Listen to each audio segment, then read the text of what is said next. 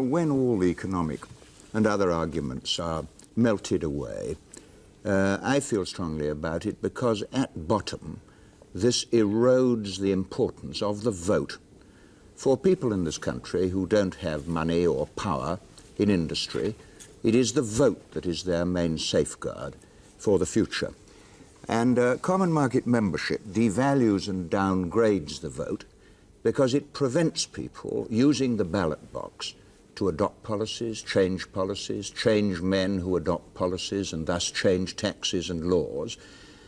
Because in future, if people vote yes on Thursday, then whatever the outcome of the general elections may be, much real power will rest in the hands of those who will not be affected by our elections.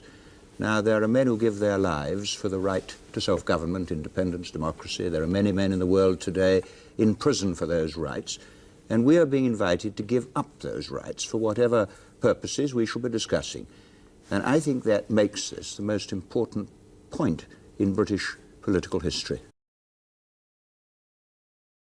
Well, I think sovereignty is a rather mystical phrase. You see, even the powerful United States, the richest and strongest country in the world, couldn't impose its will in Southeast Asia. Nobody has power of that kind.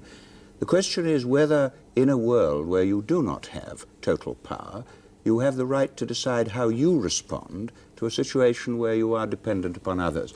Now, the Canadians, who are relatively small on the northern frontiers of the United States, if they were to adopt this argument, would have joined the United States years ago. We have struggled, and we really have struggled for centuries, to win the right to hire and fire our lawmakers. And the day we give up that right and abandon the capacity to learn by our experience through the ballot box, to dismiss a Labour government and get a new government, or a Conservative government and get a new government, the day we do that, we build in an element in our society that I believe will destroy all that is most valuable in Britain. I want to work and cooperate with everybody, but I want to govern myself, and that's the key to it all. Well, I think it's about democracy. You see, I want to cooperate and join international organizations, but no international organization of which we are members, the IMF or NATO or GATT, can make laws in Britain that we cannot change. And every colony since the war has been to London. We've had these great colonial leaders, Mr. Nehru, Mr. Nkrumah, all of them have been to London to ask for the right for self-government and independence. Now, I want no more right for the British people than we gave the Indians, than the Americans took from us 200 years ago on a similar issue. The people in Bristol have sent me to Parliament over 25 years, and you, I think, longer from your constituency. And every time they've had the power to dismiss me or to re-elect me, and because of that, I've had to listen to them. Now, the commissioners don't have to listen to the British people because they are immune from the possibility of electoral defeat. Now, on the continent, the traditions of democracy are different from ours. 30 years ago, Germany was under Hitler, Italy under Mussolini. France has had a succession of revolutions and counter-revolutions and coups d'etat.